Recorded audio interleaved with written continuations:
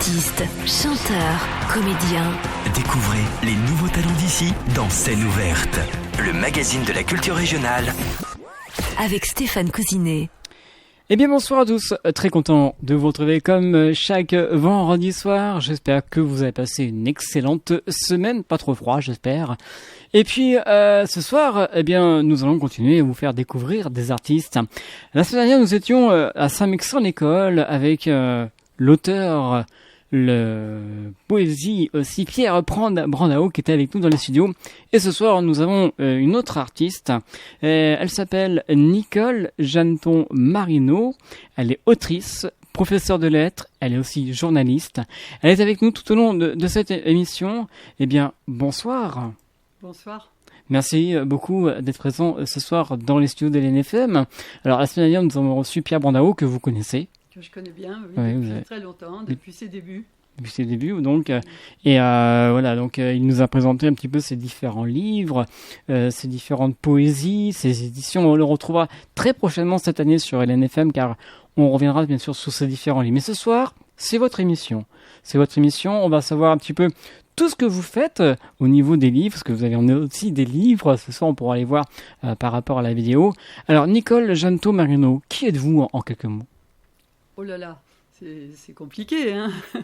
Alors, je suis la fille de petits commerçants parisiens, puisque je suis née à Paris.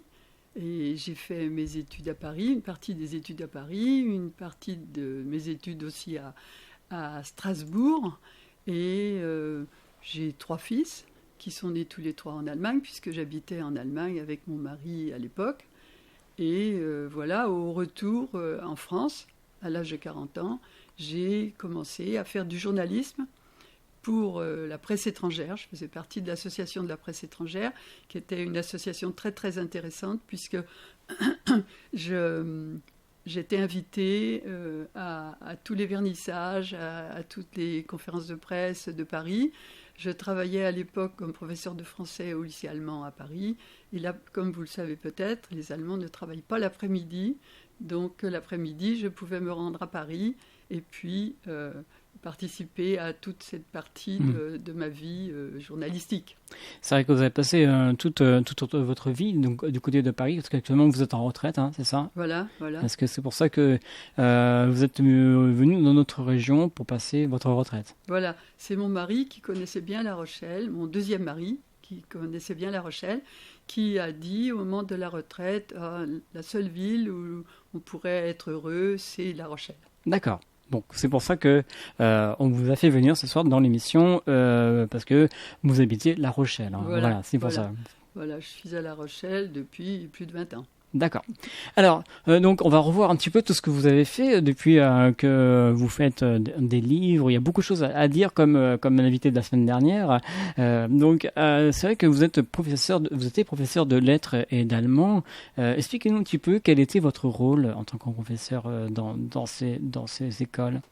Alors, j'ai été professeur de français d'abord aux États-Unis, dans un high school college, et on m'a tout de suite parachuté dans un laboratoire de langue. Je n'avais jamais fait ça en France, et grâce à ça, j'ai appris à travailler la phonétique du français. Ensuite, j'ai travaillé en Allemagne, donc à l'université d'Augsbourg, en Bavière, et là aussi, j'ai eu la chance alors d'avoir un grand laboratoire de langue et de travailler avec des étudiants très très motivés. Et c'était vraiment un travail très très intéressant. On a créé aussi une troupe de théâtre et on a joué aussi des pièces de théâtre en français. En français uniquement? En français, oui, en français uniquement. C'était le théâtre des romanistes de l'université d'Augsbourg. Donc j'ai eu une vie très très intéressante à tous les plans, à tous les points de vue. Vous avez pu vous balader. Voilà, j'ai pu me balader, exactement. Balader, mais tout en travaillant, bien sûr. Tout en travaillant, bien sûr. Ouais. Donc c'est vrai que c'est très intéressant. Vous étiez même correspondante du mag culturel allemand en français Écoute. Voilà, alors ça a été une chose très, très amusante. Le début était très amusant. j'étais professeur de français au lycée allemand à Paris et j'ai une élève qui me dit que son papa avait besoin de cours de français. Il était journaliste à la télévision allemande. Je dis bien sûr, avec plaisir, je vais lui donner des cours. Je commence à lui donner des cours et un jour il me dit j'ai un copain qui a créé un magazine culturel à Munich en français. Est-ce que nous pouvons, au lieu du cours, est-ce que nous pouvons rédiger des articles en français? Parce que lui était incapable de le faire.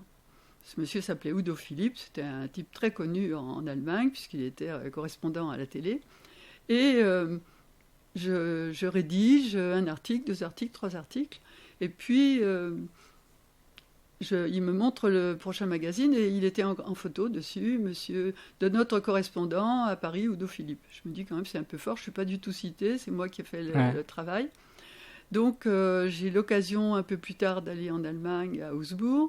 Et je me dis, Augsbourg, Munich, c'est pas très loin, 80 km, j'y vais. Je vais à la rédaction et je leur dis, voilà, je connais votre magazine par monsieur Udo Philipp. Est-ce que vous avez besoin d'autres personnes qui vous écrivent des articles? Je ne vends pas la mèche, hein, je ne dis pas que j'ai travaillé comme nègre ou négresse, il faudrait dire. Et donc, ils me disent, ben oui, qu'est-ce que vous proposez? Je dis, je propose le 14 juillet à Paris. Et c'est comme ça que j'ai commencé pour le 14 juillet 1984. D'accord. Et j'ai continué jusqu'à 2011. Ah oui, quand même.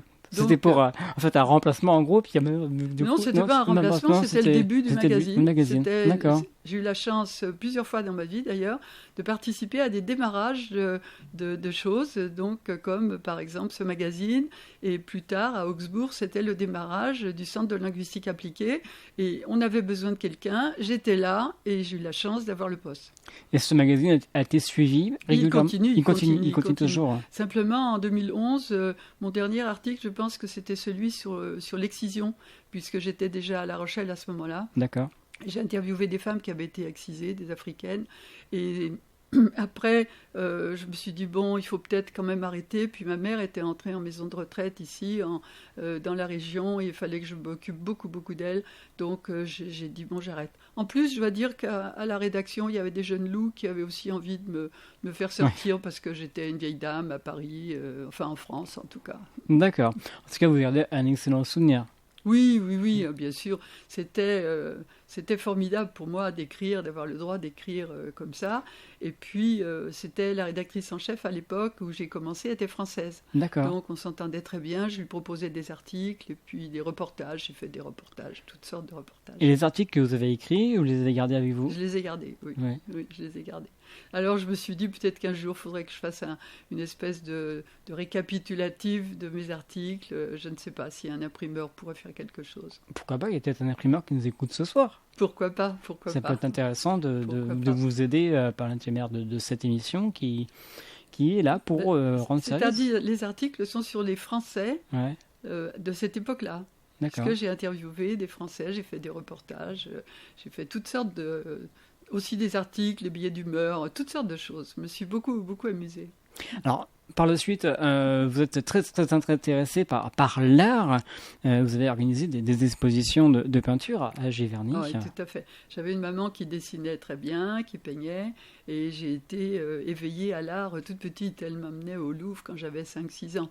Donc, quand j'ai habité Vétheuil, à mon retour d'Allemagne, j'ai acheté une petite maison à Vétheuil, pas très loin de Mantes-la-Jolie, mais de l'autre côté de la Seine. J'étais tout proche de Giverny. Et à ce moment-là, j'enseignais à Vernon, dans un lycée professionnel. Et en passant, je passais devant le jardin de Claude Monet. D'accord. Et donc un jour, je me promenais dans le jardin. Puis il y avait un autre jardin. Il y avait le jardin de l'hôtel Baudy, qui est une chose absolument magnifique. Et j'entends parler allemand. Je me dis, tiens, des Allemands ici. Je parle avec ces gens. Et le monsieur me dit, je suis un impressionniste. En allemand, évidemment, il ne parlait pas français. Et je lui dis, si vous êtes un impressionniste, il faut absolument exposer ici à Giverny, la patrie des impressionnistes. Et il dit, pourquoi pas? Donc il a payé la rénovation d'un lieu à l'ancien hôtel Baudy, où étaient les jeunes impressionnistes américains qui étaient logés là à l'époque de Monet. Et à ce moment-là, il a tout payé d'avance et on a fait l'exposition. D'accord. Et c'était magnifique. Et donc c'était la première que je faisais dans ce lieu. Vous en avez fait régulièrement? Non, pas régulièrement. Non, J'en ai non. fait d'autres, mais pas régulièrement. D'autres dans d'autres endroits? Non, Non. au même endroit. Au même endroit. Après, j'ai quitté, et puis j'ai quitté les lieux, j'ai changé, j'ai déménagé à Paris, et là, c'était moins facile. D'accord. Il faut savoir aussi que depuis l'âge de 5 ans, vous pratiquez le piano. Oui, alors avec des interruptions, c'est ma mère ma mère jouait du piano, c'est ma mère qui m'a appris le piano quand j'étais toute petite, et puis il y a eu des moments de ma vie où je n'avais plus de piano, parce que quand je me suis mariée, me suis mariée à l'âge de 20 ans, et à ce moment-là, ma mère a gardé le piano naturellement, et je me suis trouvée en Allemagne sans piano. Alors j'ai essayé de jouer un peu la guitare, mais j'ai pas réussi. J'ai trouvé ça trop difficile. Il y a eu des moments où j'ai eu un piano, d'autres moments où j'en avais pas. Donc quand j'en avais pas, je pouvais pas jouer. Bien sûr. Alors on parle de piano parce que votre fils joue du piano. Oui, voilà. Ce soir, on aura la chance d'entendre 5 titres de son répertoire. Voilà. Et en plus, je crois que votre fils, il ne vit pas du tout en France. Non, il vit à Los Angeles. Il a décidé de partir à Los Angeles avec sa femme et son 3e fils. Et donc, depuis qu'il est là-bas, ça va très très bien pour lui. Il compose de la musique de film. Et là, il vient de faire un 2e album qu'il a enregistré au Mexique. Donc, je suis très très heureuse qu'il fasse ça. En plus, j'ai un petit-fils qui joue du piano aussi. D'accord. Ça n'est pas son fils, c'est le fils de son frère. Il a 15 ans et il joue très bien du piano déjà. Alors, il s'appelle Nicolas Nedard. Nicolas Nedard. Alors en allemand, il faudrait prononcer Neidhardt. Voilà. Son album s'appelle Moment. Et donc les 5 titres qu'on va entendre, c'est sur cet album-là. Voilà, hein. exactement. Et le premier titre, ça s'appelle Keep Cool. Keep Cool. Ça Voilà. parle de quoi un petit peu ça parle de quoi? C'est difficile exactement à dire, mais je dirais que c'est une musique apaisante. Et c'est ça que j'aime beaucoup dans ce titre-là, c'est qu'il soit très, très calme. De toute façon, mon fils est un homme très calme et très apaisant. LNFM. L'esprit local. L'esprit local. LNFM.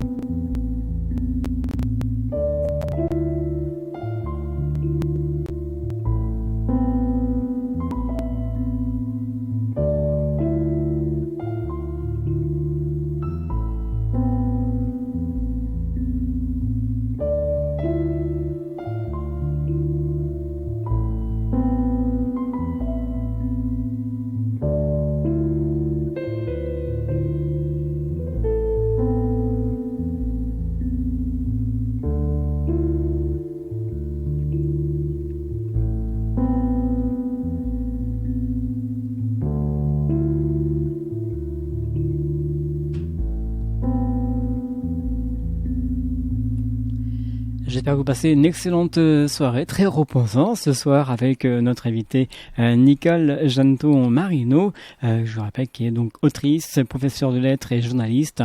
Donc là, c'était donc votre fils qui a interprété le titre sur l'album Moment, c'est bien ça, hein? Oui, c'est une musique il n'y a pas eu plusieurs prises, ça a été enregistré directement. Et c'est une musique aussi un peu improvisée. Donc vraiment très belle mélodie. Vraiment, il s'appelle Nicolas. Alors je vais essayer de le dire correctement. Peut-être pas l'accent allemand. Nicolas Nedard. C'est Voilà, ça. C'est ça. Très bien. En français, c'est tout à fait ça. Alors on va continuer avec vous. On va parler bien sûr de ce que vous faites au niveau de vos différents livres que vous avez à votre possession ce soir sur LNFM. Alors le premier livre que vous avez écrit, ça s'appelle Ma mère, mon enfant. Oui. Présentez-nous un petit peu Oui. ce livre. Je le montre déjà. Oui, allez-y, Voilà. montrez-nous. Voilà, donc Ma mère, mon enfant, je montre un peu la 4e de couverture. C'est un livre que j'ai écrit un petit peu poussé par les événements. Ma mère a passé 10 ans en maison de retraite, entre l'âge de 89 et 99 ans. D'abord 5 ans dans la région où j'étais, donc en Normandie à une époque. Et puis, quand j'ai pris ma retraite avec mon mari à La Rochelle, on a amené ma mère évidemment ici pour ne pas s'éloigner d'elle. Et elle est entrée dans une maison de retraite ici en Charente-Maritime. Donc j'ai constaté beaucoup de choses qui se passaient à l'intérieur de cette maison de retraite. Et j'ai pensé que c'était intéressant pour le public de savoir de l'intérieur ce qu'il s'y passait. Et j'ai présenté ce livre au Salon du Livre de La Rochelle, à l'époque où les écrivains de la Côte organisaient ce salon. Et j'ai eu le prix de la Plume d'Or de ce salon à l'époque. C'est bien. Ce qui est formidable. Ouais. C'était mon premier livre et puis j'avais un prix. Donc j'étais très très heureuse.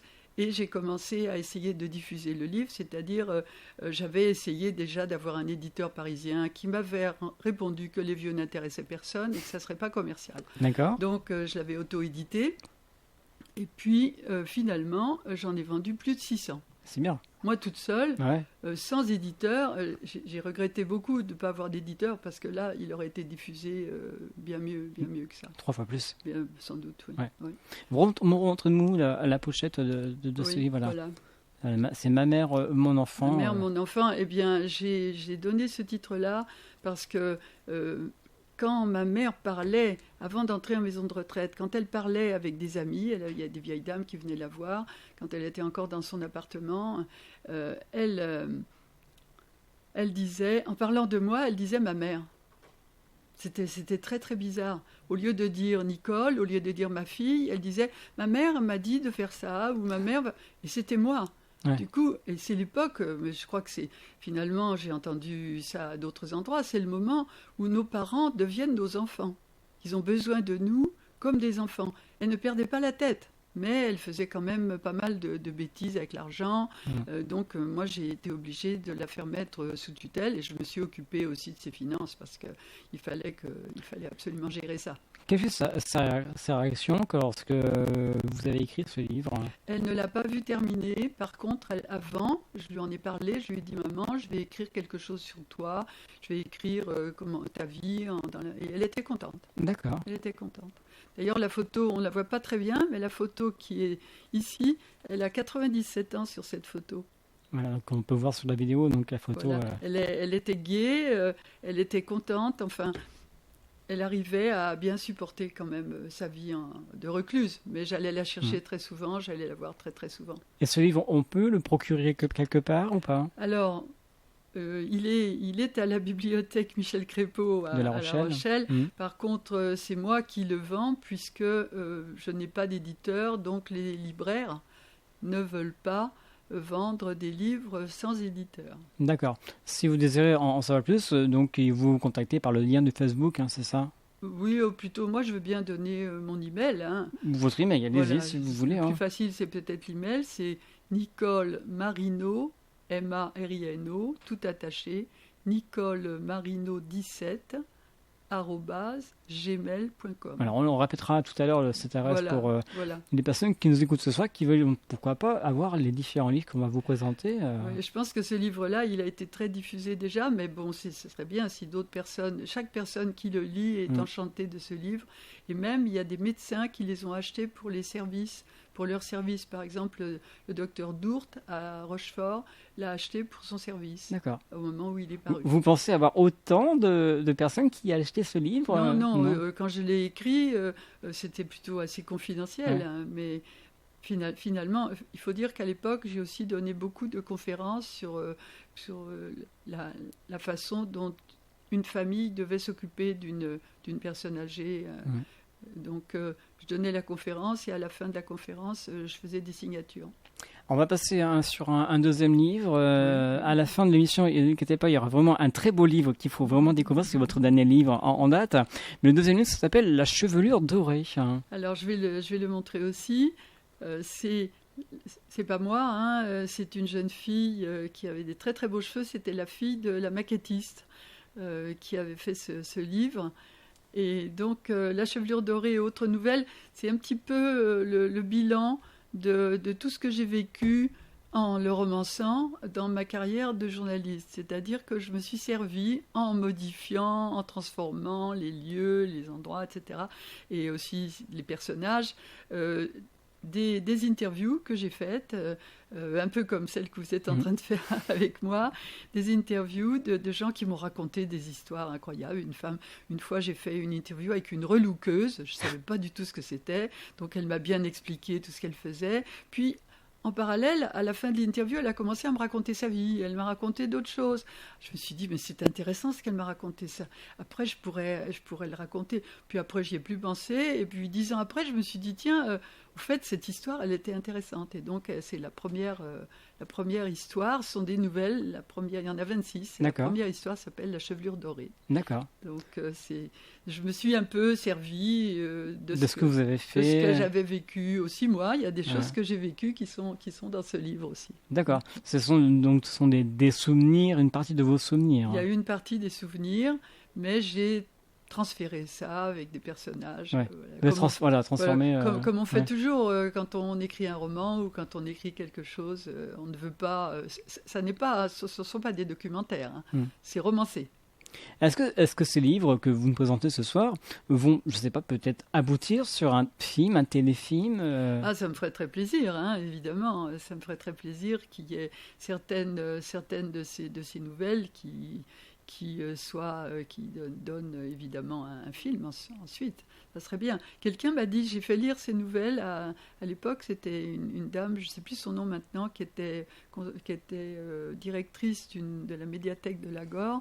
Elle avait lu cette nouvelle, justement la première, elle m'avait dit, vous devriez la développer et écrire un roman à partir de cette nouvelle. Mais bon, je ne l'ai pas fait. Alors, on va bien sûr continuer à vous faire découvrir d'autres livres ce soir. Nous avons le livre Vengeance Esquisse. Ça parle de quoi? Le livre est-il différent des deux autres? Alors, ce livre est un peu différent. Ce sont des nouvelles. Et ce sont des nouvelles. Je voulais parler des femmes parce que on n'en a pas encore parlé de ça, mais j'ai créé à La Rochelle en 2005 une association Femmes professionnelles solidaires, qui réunissait des femmes, évidemment, et dans laquelle nous travaillions ensemble à des événements, comme par exemple parler de l'avortement en public, des tables rondes, la première, c'était les femmes pendant la résistance, qui a eu lieu à l'hôtel de ville de La Rochelle, avec un public très très nombreux.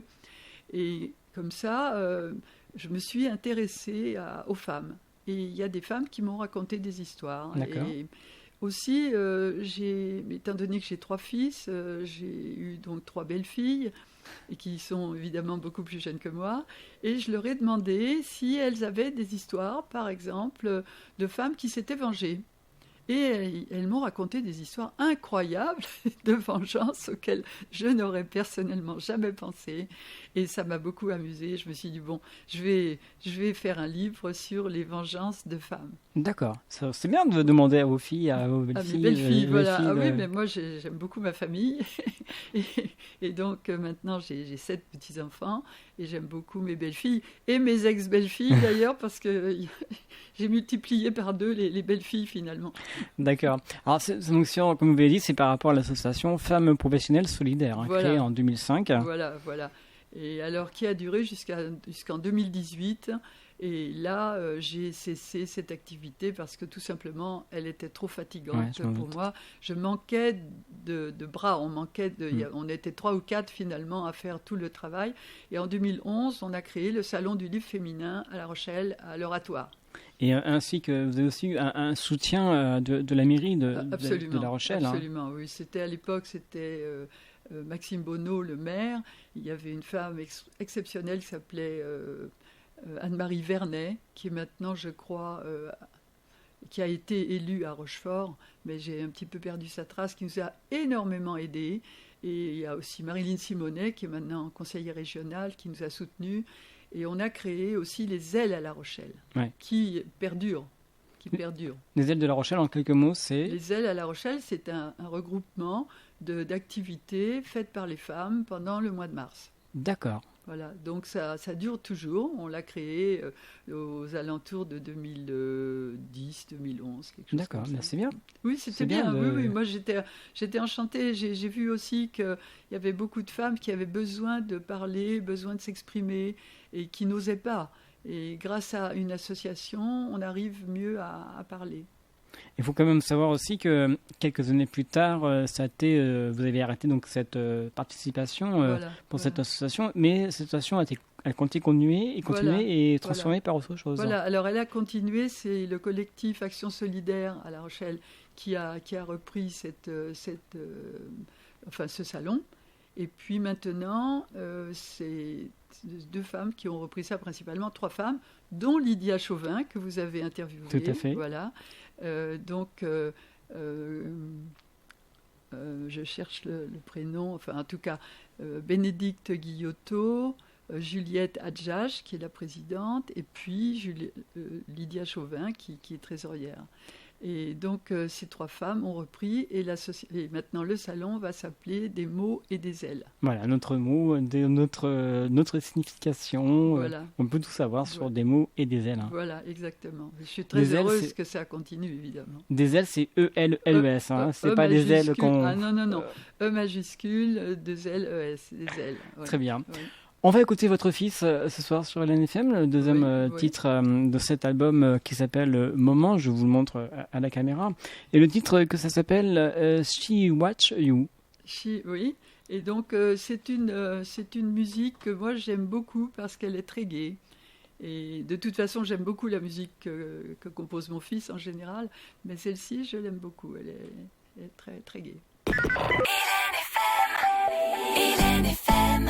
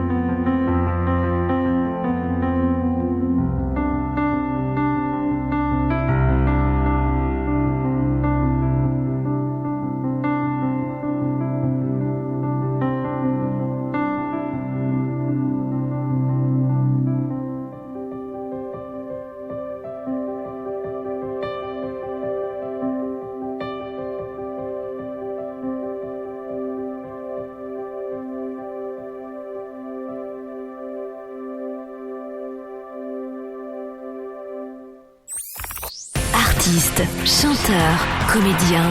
Découvrez les nouveaux talents d'ici dans Scène ouverte, le magazine de la culture régionale. Avec Stéphane Cousinet.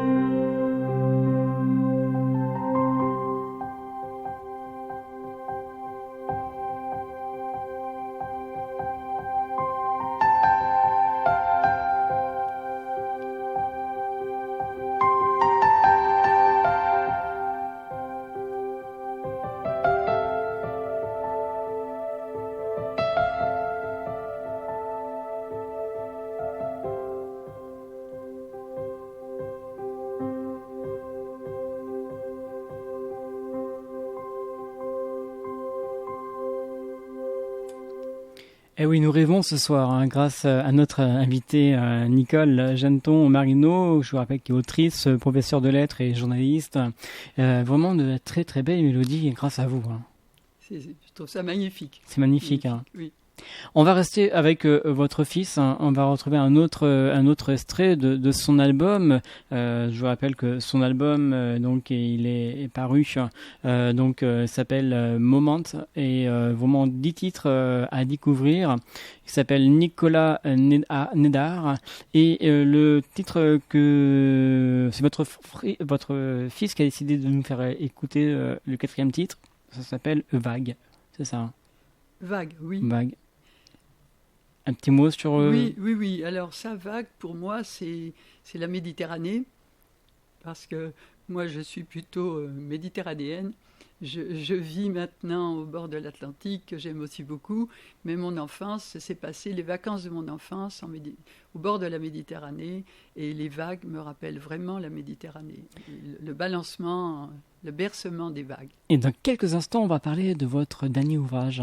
Un ouvrage qui vous tient vraiment à cœur. Bien sûr, avant, il y aura d'autres ouvrages à vous présenter, mais tout à l'heure, en fin d'émission, il faut rester avec nous, car il y a un ouvrage qui est intéressant à découvrir. On ne va pas en dire plus maintenant. On va écouter votre fils et on se retrouvera juste après. Hélène FM. L'esprit local. Passez une excellente soirée en notre compagnie, la compagnie donc de notre invité de ce soir, Nicole Jeanneton Marino. Là, à l'instant, donc c'était votre fils qui joue du piano. Alors, on va continuer avec les différents livres, qui nous reste très peu de temps. Présentez-nous maintenant les prochains livres que vous avez écrits, s'il vous plaît. Voilà, ce sont toujours des nouvelles. Ce sont des nouvelles sur des animaux, puisque j'aime beaucoup les animaux, et dans ma famille, on les aimait beaucoup aussi. Et j'ai écrit un petit livre sur les animaux que mes enfants m'ont fait connaître quand ils étaient petits, parce que chaque fois, un enfant voulait un nouvel animal. Donc, on a eu des quantités d'animaux pendant leur enfance. On va juste citer le nom comme des livres, si vous voulez. Alors là, ce sont des bêtes à histoire. Oui, c'est vrai. Et donc, dans chaque nouvelle, il y a un animal qui est mis en scène. D'accord. Et j'ai eu, par exemple, une élève, à un moment donné, qui avait un rat blanc dans son col et qui suçait la queue du rat. Donc, j'ai raconté cette histoire. J'ai aussi écrit un petit livre pour enfants. Ça, c'était à l'origine pour mon premier petit-fils, Fifi et Jojo. C'est une histoire d'amour entre des poules que j'ai vécu quand j'étais petite fille. Ensuite, j'ai fait un petit pamphlet sur les cures thermales. Je me moque un peu de nous, de tout le monde, puisque nous avons fait des cures. Et puis, voilà. Alors, le dernier livre qui est paru, c'est donc Les Lettres de l'Espoir. Les Lettres de l'Espoir, qui est un livre basé sur la correspondance de mes parents pendant la guerre, puisque mon père était prisonnier en Allemagne. Alors, on va rester un peu plus sur ce contenu de ce livre, les lettres de l'espoir, car c'est une histoire. Il s'est passé beaucoup de choses pendant la guerre, c'est bien ça, par rapport à vos parents. Présentez-nous un petit peu ce livre en quelques mots. Il se trouve que quand ma mère est décédée, j'ai ouvert une petite boîte, et dans la boîte, il y avait 299 lettres. D'accord. De mes parents pendant la guerre. Et donc, j'ai pensé que pour ma famille, pour mes fils, pour toute notre famille, et aussi pour le public, ça serait intéressant d'avoir une idée de ce que cette famille avait vécu pendant la guerre. Puisqu'on connaît la grande histoire, mais on connaît moins les petites histoires familiales. Donc, les Lettres de l'Espoir, c'est venu comment ce titre ? C'est par rapport aux 299 lettres que vous avez retrouvées, c'est ça ? Absolument, c'est-à-dire que dans chaque lettre, ma mère essayait de redonner de l'espoir à mon père. D'accord. Puisque il était dans le nord de l'Allemagne, dans une ferme, il était malheureux, il n'était pas abattu, on lui a rien fait de particulier, simplement il était seul et il était très loin de sa famille et donc il était malheureux. Il faut quand même savoir que c'était en 1938. Voilà, alors la guerre a été déclarée en 1939, en septembre 1939. Il a été fait prisonnier le 10 juin 1940. Donc au moment de la drôle de guerre, et puis ensuite il est parti à pied, en bateau, en wagon plombé jusqu'au nord de l'Allemagne. Et je raconte tout ça. Alors comment vous avez fait avec les lettres que vous avez retrouvées, comment vous avez retracé l'histoire ? Voilà, ça a été difficile. J'ai mis 4 ans à écrire ce livre. Ah oui. J'ai fait un voyage en 2016 en Allemagne pour rencontrer les gens qui, éventuellement, pouvaient avoir des souvenirs de cette période-là. Et j'ai rencontré des gens absolument formidables qui m'ont donné accès à des documents aussi, à des journaux intimes de personnes qui n'étaient pas nazies et qui avaient un peu décrit la vie à l'époque. Alors, sur ce livre, on peut voir sur la première page la photo, je pense que c'est la photo de votre père et votre mère, c'est ça ? Voilà, exactement. C'est la photo de mon père, prisonnier, et de ma mère avec moi dans les bras. D'accord. Donc vraiment, quand vous voyez, vous, jeune... J'étais très jeune. J'étais très jeune, mais j'ai beaucoup de photos. Ouais. Il y a beaucoup de photos dans le livre. Ma mère a été une grande collectionneuse et donc elle a gardé... Il faut que j'arrive voilà, à vous trouver. cherchez la page correspondante avec les photos. Voilà. Alors, voilà. Il y a des très belles photos, dont la photo de mariage de mes parents. Mais alors, il y a énormément de photos. Je ne peux pas toutes les montrer. Là, c'est un petit peu difficile à montrer. Mais il y a aussi des photos de l'Allemagne, c'est-à-dire mon père au milieu des vaches. Bon, c'était pas du tout ce qui lui convenait à lui. Lui, c'était un homme de la ville. Bien sûr. C'était un bel homme, vous avez vu, et c'était un homme très élégant. Et il avait une jolie voiture, c'était une Citroën traction avant, en 1936. Donc, c'est pas un dandy, mais presque. Il était d'origine italienne, il était grand, brun, avec des yeux noirs. Et donc, il plaisait beaucoup aux femmes. Alors, ce livre, donc, Les Lettres de l'Espoir, il y aura un seul tome, il y aura d'autres tomes qui vont venir? Non, il y aura un seul tome, puisqu'il commence au moment de la guerre, au début de la guerre, juste avant. Et puis, il se termine au retour de mon père en 1945. D'accord. Et j'ai encore mis un petit épilogue sur la naissance de mon petit frère, puisque mon père voulait absolument un garçon, et ma mère lui a donné un garçon. Quand vous l'avez écrit, ce livre, donc vous avez mis 4 ans, comme vous l'avez dit, 4 ans pour l'écrire, ça a dû être des moments émouvants. Oui, et des moments difficiles, évidemment. Tout ça, vous l'avez fait chez vous, avec oui, j'ai fait chez moi. Des réflexions, des personnes qui vous ont aidé à le faire? Non. Les gens qui m'ont aidé, sont les archives de la Défense à Paris, au château de Vincennes, où je suis allée travailler parce que j'avais besoin de détails sur la vie de mon père au moment de la guerre, parce que dans les lettres étaient censurées, donc il n'avait pas le droit de dire à quel endroit il était et ce qui se passait. D'accord. Il racontait un peu le quotidien, mais pas du tout, il ne parlait pas tellement de ce qui se passait. Et donc j'ai pu avoir accès au journal de marche de son régiment. Et j'encourage les gens qui veulent faire des recherches.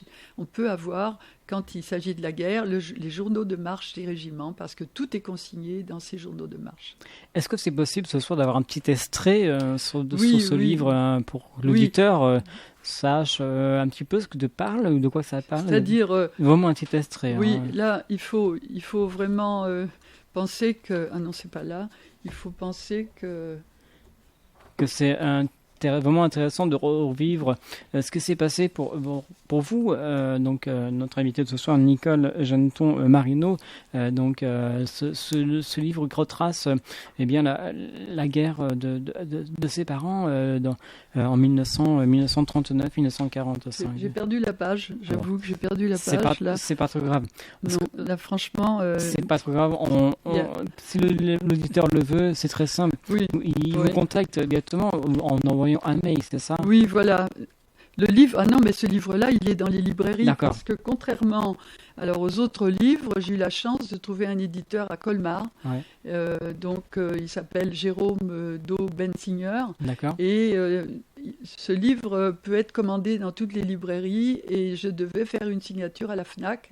Il est à la FNAC. D'accord. Il y a une vingtaine de livres qui m'attendent à la FNAC pour faire une signature. Ça s'appelle Les Lettres de l'Espoir. Les Lettres de l'Espoir. Donc, de Nicole Jeanneton Marino, si vous désirez en savoir plus.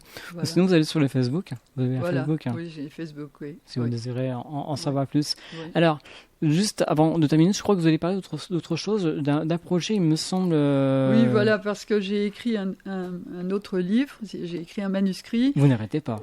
Mais non, j'aime beaucoup écrire. J'aime beaucoup écouter de la musique, faire de la musique, mais j'aime aussi beaucoup écrire. Et donc, le prochain livre s'appellera Idylle à l'ombre des sassafras. C'est en rapport avec une pièce de théâtre de René de Obaldia. Je vais vous montrer son portrait ici.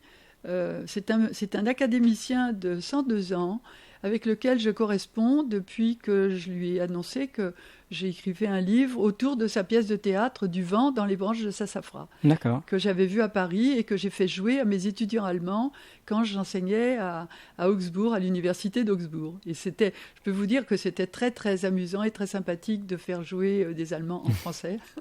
C'est clair. On s'amusait beaucoup. C'est pas évident. C'est pas évident de parler en allemand, en français. Non, c'était pas évident. À l'époque, pour eux, c'était difficile, mais on s'est beaucoup amusé. Voilà. Et ce projet, donc, ce livre sera prévu pour quand Alors ça, je ne sais pas parce que j'envoie le manuscrit à des éditeurs pour l'instant. D'accord. Et j'attends la réponse pour l'instant. J'ai une seule réponse, elle est négative.